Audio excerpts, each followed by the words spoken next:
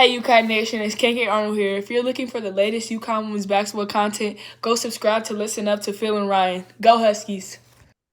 Welcome back to Listen Up. Phil and Ryan back at it once again. And today we join you on a very warm Saturday afternoon. It feels about 100 outside, maybe even hotter. I'm looking at about 97 degrees, so a little bit of a warm one today, but luckily we're inside today and here to talk about more UConn women's basketball, Huskies talk.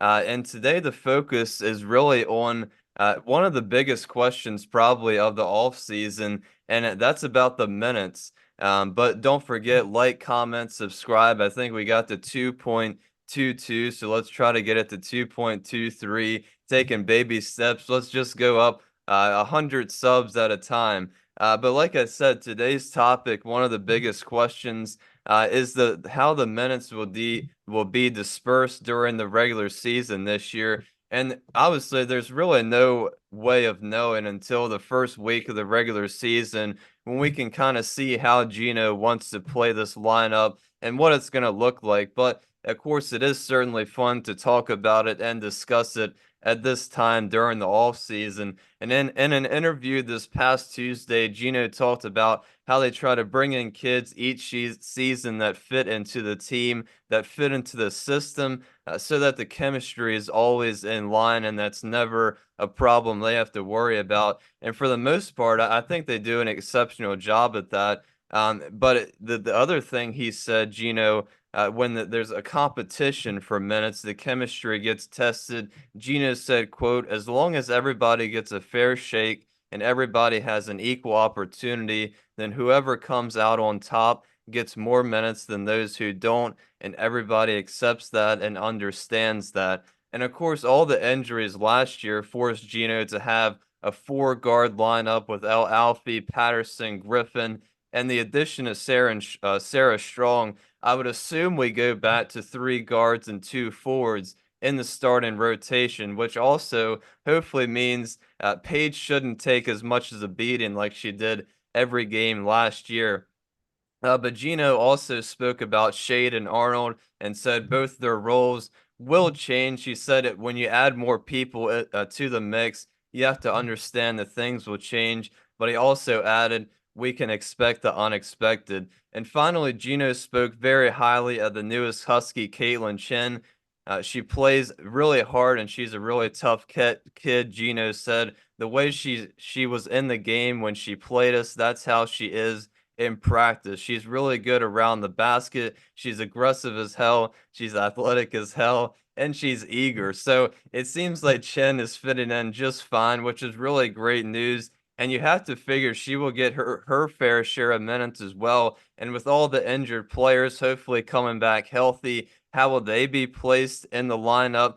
We know we have a lot of talented guards, but there's also very talented forwards on the roster. So I just know Gino and the staff have a lot of work on their hands to figure out what this lineup's going to look like come November. All right, very well said. I want to shout out to CT Insider. They brought out another great article, Ryan, yesterday. It looks like, and this was by Carl Adamic. Hopefully, I'm saying his name right. Another staff writer with CT Insider. I apologize if I'm not saying it right. We got to reach out. I like to get, especially with Maggie on. I like to get some of these staff writers on sometimes to talk some UConn women's basketball. Again, thank you for joining me, Ryan, on this Saturday, kind of a late Saturday, around 2:30 in the afternoon. But look, congratulations to Geno again, Ryan. He had his charity tournament, the Hartford Golf Club. So I wish you and I would have been there in our shoes and our khaki pants and our what else? I know you like to wear your old 70-year-old hat on top of your head sometimes, Ryan, to keep the sun off. But and then your little button-up shirt, right? Going out golfing with Geno. I wish that you and I would have the opportunity to do that. I mean, I know that we would love that, huh? And share a nice long roll is what they call them, a sub, a sub turkey and cheese. But anyway, yeah, I think it was very interesting, Ryan, to first of all, Geno said, I don't like necessarily having 15 players on my team, but they don't have to sit there and go but they don't have to sit there and go, there's my starting five. And I think that's important because we have a lot of talk on this podcast, and it'll come months from now where you and I predict the starting five. And I found it Yeah. interesting because especially last year, I found a lot of our subs. And by the way, shout out to our subs. I can't ignore this because I'm the one that brought it up. The number is 2.22, like you had mentioned. So, hey, let's get that number to 2.23. We don't ignore that. We appreciate that a whole lot, and we love everybody. Look, so I mean, some people are like, well, why does this matter, the starting five? And then some people love it. They love talking about the starting five, the starting lineup. I think this year, especially this year, you're going to see a lot more minutes being turned over to the newcomers. Whether that's the freshmen coming in, or whether that's the transfer that we got. Um, I think it's going to be a lot more minutes dispersed, if you will, between and a lot more minutes lifted off of KK, Ashlyn Shade, even Paige Beckers, I think. So I like that you bring up this whole topic today and you go on with me, because I think we're going to see now not a totally different, the way the game is planned and ran, but I think it's going to really be not necessarily easier, but again, you're going to see not so much stress and weight, especially when it comes to late in the season in March, right? I don't think that it's going to be a heavy weight. Geno's, I think he said somewhere around like you like to have your starting five on the court as much as possible, but your best players. But that's a beautiful thing, Ryan. When you talk about your best starting five, I don't know if you can really talk about UConn and say, all right, here's the best starting five we have, because isn't that what it's supposed to be? Each year you're bringing in the best players. It's no secret. Don't hide away from it.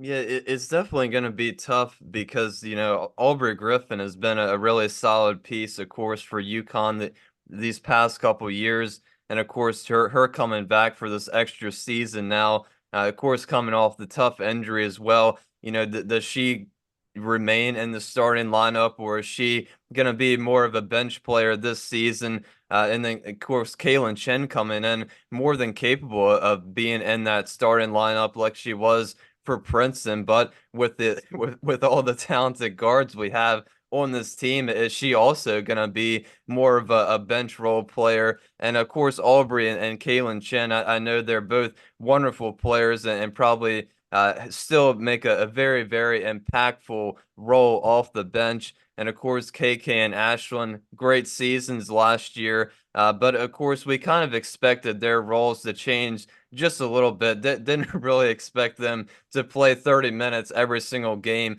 again this season. Caroline Ducharme and AZ Fudd, both of them coming off an injury. Both have certainly put in a lot of work for this team. AZ Fudd, we know what she's capable of. Caroline Ducharme, unfortunately, has had the injury bug a little bit more, but she's more than capable of also being in the starting lineup. And of course, all the forwards as well, like I mentioned before, and including Ice Brady, who luckily didn't suffer the injury bug, but certainly came up pretty big for those of the players that were injured. So we also know that she's also more than capable of being in that starting lineup as well. And I'm not going to name any names right now, but I think it's safe to say, especially with the game turned around the way it has been, you got to make sure you put your football pads on and really tighten up. Let me not even start. But I think you know what I'm talking about, especially when you play great teams. I think a lot of times, now you're not going out there to injure players. I'm not saying that, but you're going out there and playing tough physical basketball. And I think it's important depth. They said about, well, we don't think it's a smart thing to play 10 players when it comes to March Madness. Well, no, maybe not. But they said in the regular season, yes. But still, Ryan, I think that it's because according to this article here, for the second straight injury plagued season, 5 players, Beckers, Edwards, Mule, Arnold, and Ashlyn Shade, averaged over 30 minutes per game.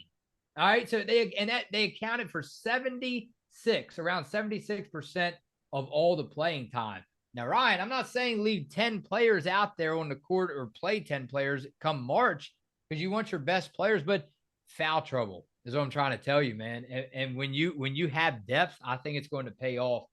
I think it's another dangerous route, if you will, to again, when you go by what this says, second straight injury plagued season, 5 players averaged over 30 minutes per game.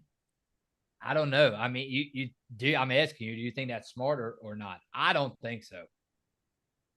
Well, you definitely you certainly want everybody to be ready for when the time March Madness comes around. You want everybody to get those minutes during the regular season and get that playing time in. So, if we do suffer some foul trouble and other unfortunate events like that, we know that we have players ready and players that Geno can trust that come off the bench and that are ready for those big moments like that. And unfortunately, with all these injuries, we haven't really had the depth to afford those mistakes. But of course, the hope is this season that we do have a little bit of depth that we don't really have to worry about all the foul trouble and those kind of things when it comes down to March when we're getting into those one and done situations. Now, here's the other thing, and then we'll get into comments very quickly, Ryan, on this Saturday. I saw this is interesting. I'm going to read you this quote straight like it is, and everybody comment away on this. Ryan and I really want you to. Ryan, tell them if I'm wrong. I know that you want them to comment on this topic. KK and Ash, this is a quote. KK and Ash didn't come here thinking if I don't play 30 minutes, I'm transferring. They were happy to play 3 minutes every night in certain situations in certain games. In today's world, it's much harder to get freshmen to come in and say, I just want to win. If it was all about that, then there wouldn't be 1,200 kids in the transfer portal every year. And that's end quote right there. And I knew I wasn't going to bring this up because this is more or less the depth of, and we're not going to step outside of UConn women's basketball. Man, oh man, this to me personally, how could this not bring up strong debate, strong conversation like we like to put on topics of basketball? Ryan, that's the beautiful thing about these players coming to UConn. Every single one of them, I believe, they're not going to, complain and say, well, I only played 3 minutes tonight. And, I think it's a fact of the matter. He made a good point there. It's like, I don't know. Like, I hope the game is not, I told you this before we got on today. I hope the game's not turning into something where, these ladies focus on making money for themselves. They're playing minutes. Come on, man. I mean, back in the day, Geno knows it was all about winning. Well, that was sort of my point earlier about, the chemistry and bringing the right players in. And, when those tough situations do happen, because obviously everybody can't realistically get the same amount of minutes every night, even though we know all the players that we have on the roster this year, are capable of being in the starting lineup for a lot of college teams. But unfortunately, at UConn, we have so many wonderful players. It's so hard to pick and choose the best players, but when the times get tough like that, you need to have the right starting five out there that all these players can respect that. I think it is still all about winning, and maybe not all these programs. Hopefully, I'm wrong on that, but I think it is still 100% about winning in UConn. I hope it always stays like that. Ryan, Jason said, it is my firm belief that KK is going to come out swinging this year. Once the game slows down for her, she is going to realize she can slice into the lane all day long, and that will open up Paige and company to do some serious damage. All she needs to do is learn to see the basket as she makes her move, and those wild Euro layups will become foul shots or easy deuces. Opponents should not sleep on her. Peace, fellas. P.S. When I am back on my feet, I'm going to Belize for vacation.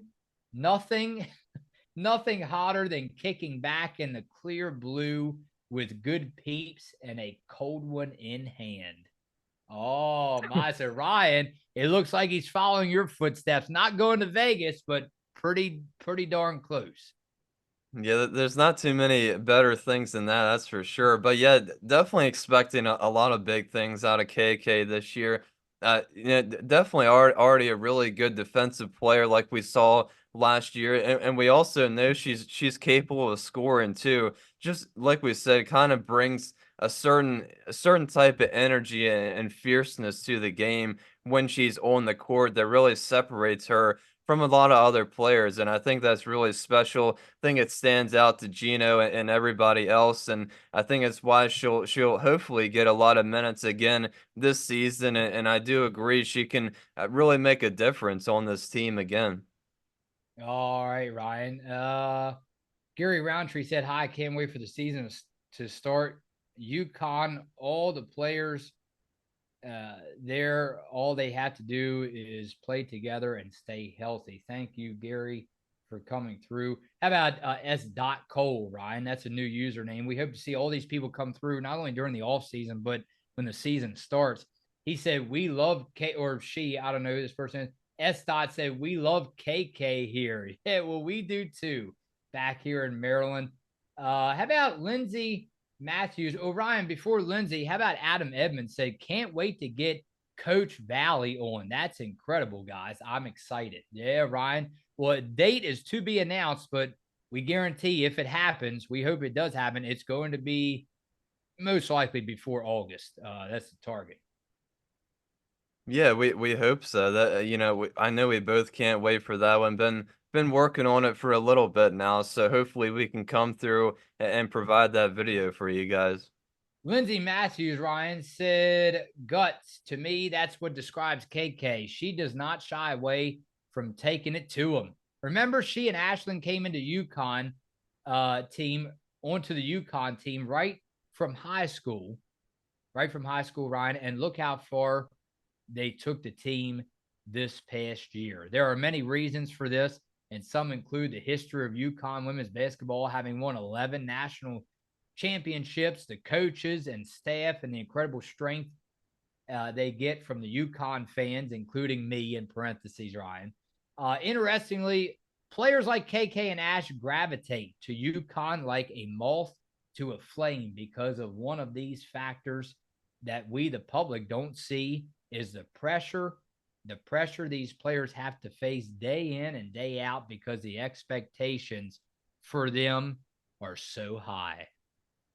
Yeah, and that kind of leads to the end of that article that what we've been referencing this video about Gino saying that the expectations are really high, but of course it only is June. Of course, Ash and KK incredible seasons last year, and unlike any place else, their playing time really isn't certain on UConn, whereas a lot of other schools they would definitely get of course a lot of playing time for certain.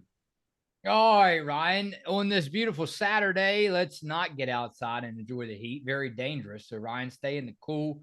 We appreciate each and every one of you. And right now, Jason has me looking at flights to Belize City. Belize City, Ryan. 4 hour, 5 minute flight out of DC. The question is, do you want to pack your bag? Phil and Rye, and listen up.